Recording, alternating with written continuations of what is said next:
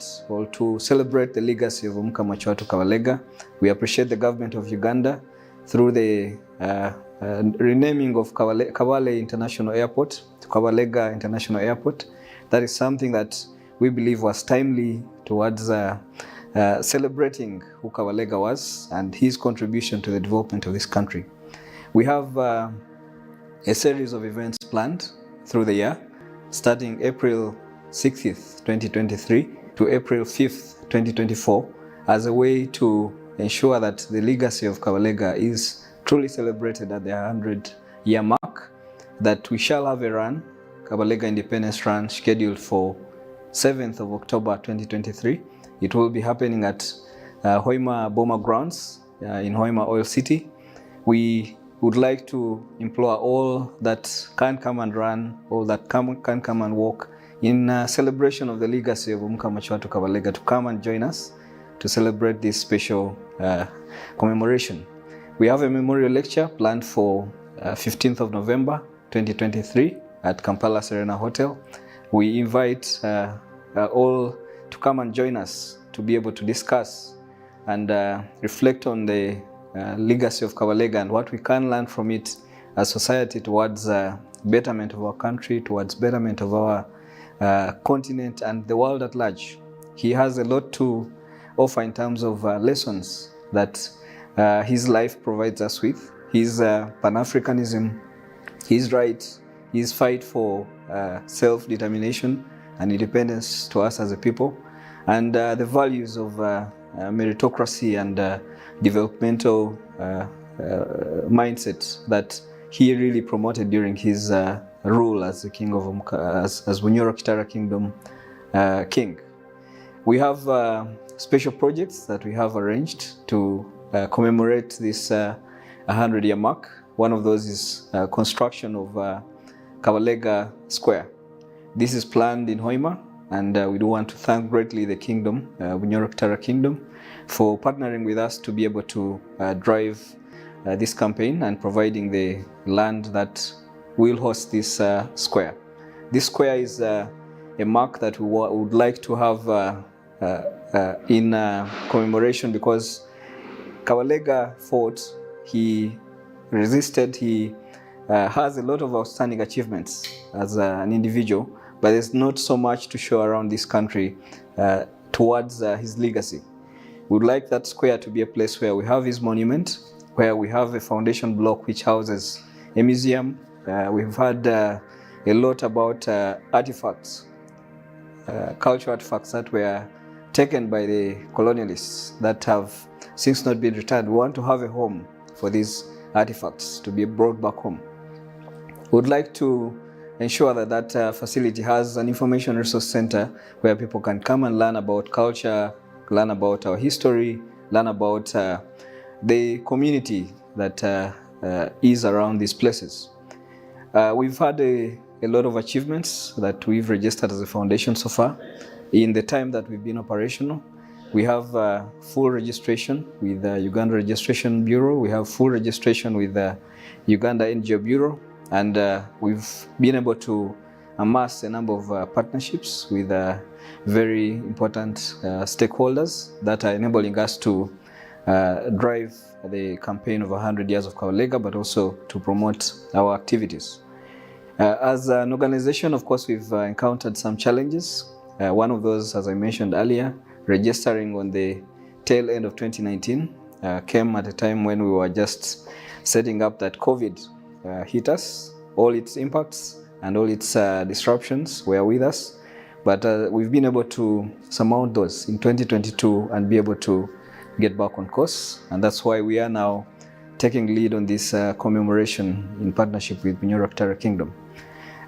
We have plans for the future, and with a lot in plan to be able to empower our people through our programs, as I mentioned earlier, through cultural research. We would like to touch the lives of young Ugandans. We have the mandate to operate as a nationwide NGO. We would like to be able to take time to make sure that our young generations appreciate the value of culture and its impact on our development, on our livelihoods as a people. As I mentioned, we do have a program around cultural research and documentation. We'd like to use this program to be able to reflect on the role of culture in our society. We've had a challenge that in the current generation, with the advent of technology, we've had a lot of exposure to foreign cultures, which are okay in terms of getting civilization, but also with effects on our culture that a lot of our young people have lost the touch of their traditional cultures. We'd like to be able to make sure that our cultures are not lost through documentation and being available to these young people. Through their schools, through community libraries, we will endeavor to make sure that this literature is available to them. We have the aim of making sure that we work with cultural institutions around the country. It's not only really Bunyoro. As an organization, we have a nationwide mandate that we can partner with as many people in this space to be able to make sure that culture is something that we promote, something that we ensure that is living even in the current generation of the 21st century. We do have a task at hand that most of our youth have had a lack of this, and somehow this is impacting how we live as society. Would like to focus on them, not only for that, but also towards empowering them in terms of ensuring that we have projects that we've initiated under the foundation, rallying them to work together to be able to tap into the opportunities of today, technology being one of those major ones that they can use to be able to profit from, other than using it as a time waster or a time a thing that is not really being used well to be able to contribute to socio-economic development. We do have a program in environmental protection. This is broad. We all know the challenges, as I mentioned, that the environmental concern that is around the country of the cutting down of trees, the erosion of our hills and mountains because of for deforestation, the pollution of our swamps and water bodies. Would like to make sure that we have awareness created about this, but not only that, to be able to contribute to availing seedlings where there's, for example, need for reforestation to communities that we are working with. Would like to make sure that we serve as an advocacy voice in relation to environmental protection. Where there is need, we want to speak out and ensure that people understand their role in preserving the environment. We do have the challenge of polythenes. As a foundation, we want to think about innovative ways through which we can overcome this challenge. If there are alternative methods or alternative sources of maybe packaging that we can explore. We do have a lot of natural resources, sisal and all these things. If we can mobilize our youth, if we can mobilize women, if we can mobilize people into producing these things in large scale, we would like to be able to support them. The youth still an issue and unemployment in this country. We would like to be able to use our abilities to be able to drive innovation, technology, community-based initiatives of working together. We hope that we can have a contribution to reducing on this problem in our country. And we believe that through creating synergies with different partners globally, we can have access to markets that can enable our youth to be able to have livelihoods that are sustainable. We have women in our agenda, definitely, and young women. We know the challenges that are special to them in our spaces. We would like to empower them. We would like to ensure that we have programs that support them and ensure that their concerns are on the front of both our agenda but also on the agendas of government through advocacy.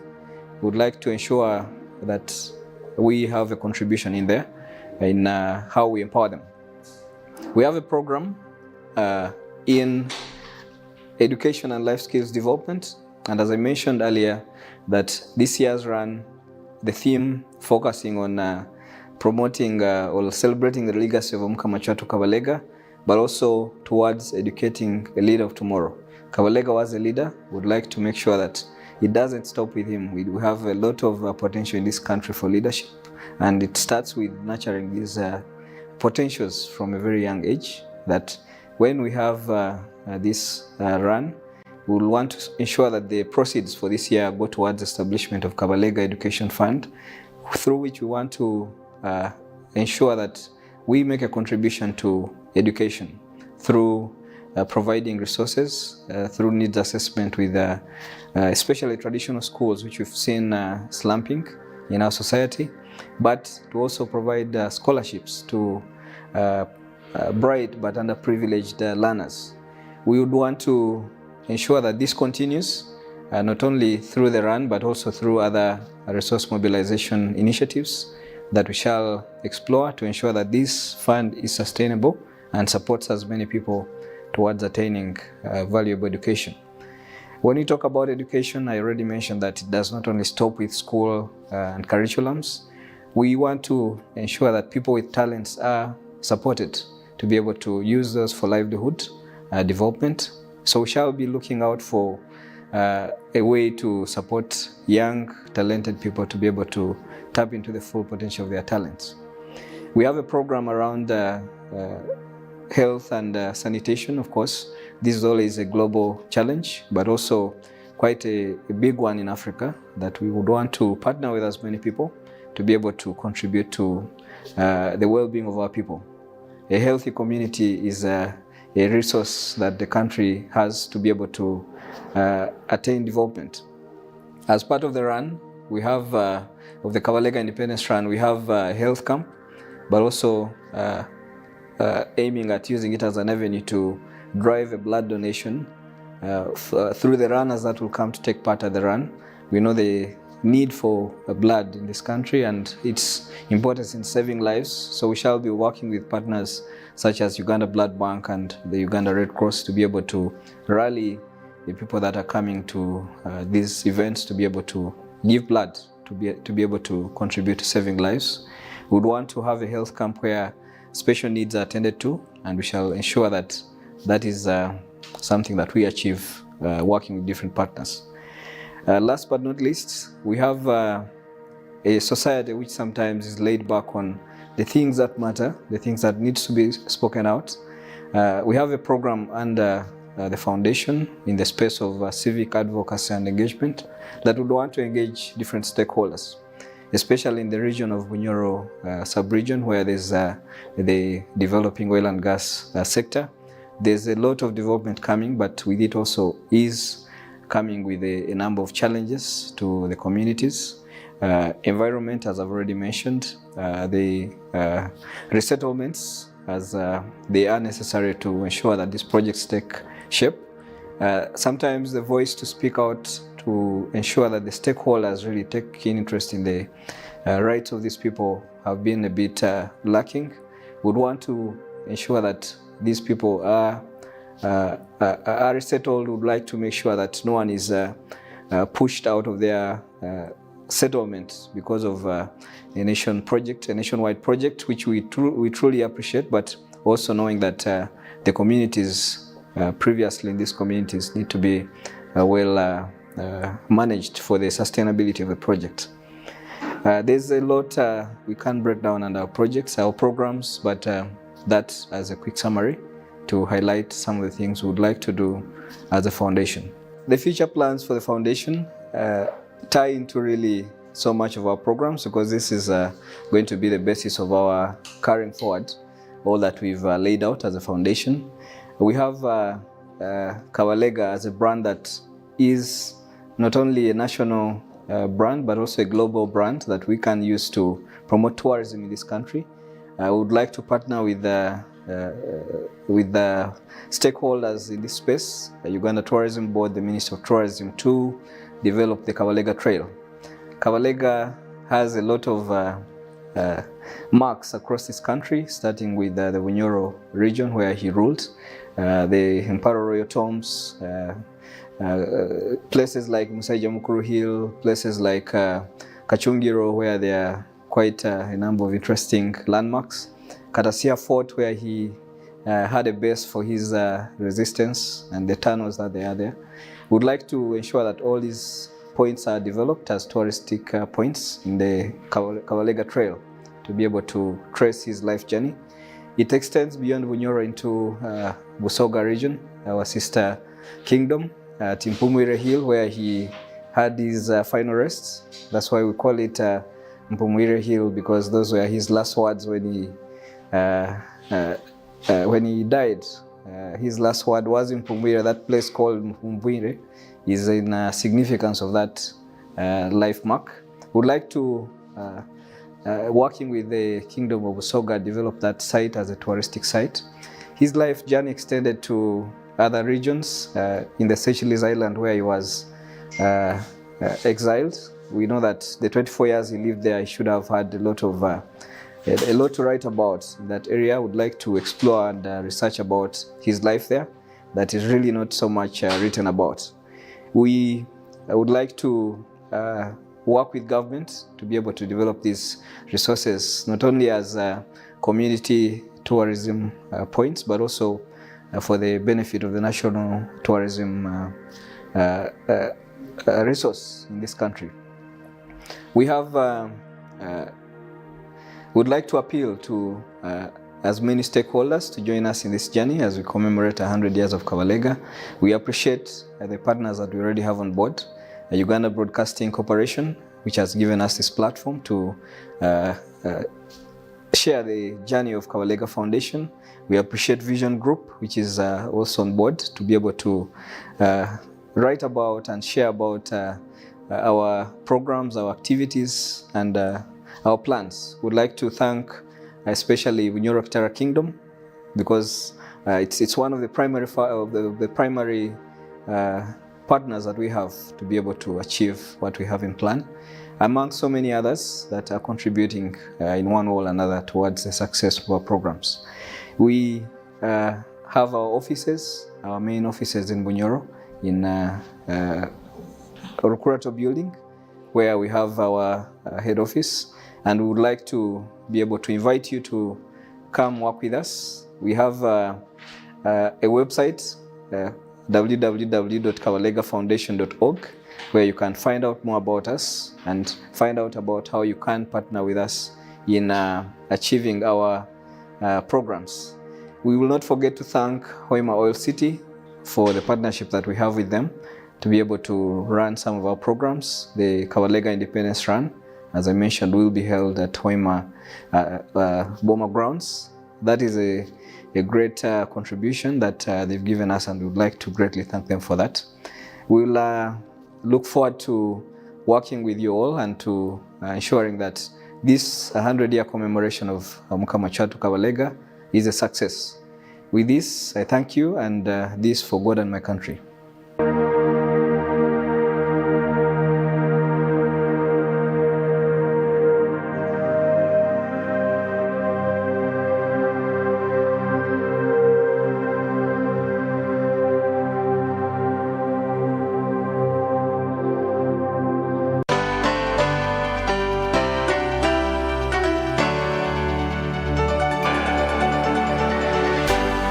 UBC, inspiring Uganda.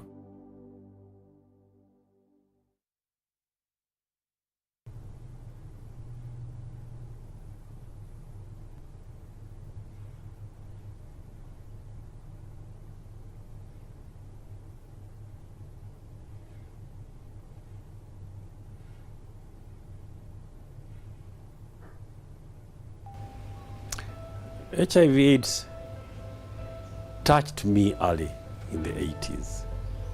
As I sit here,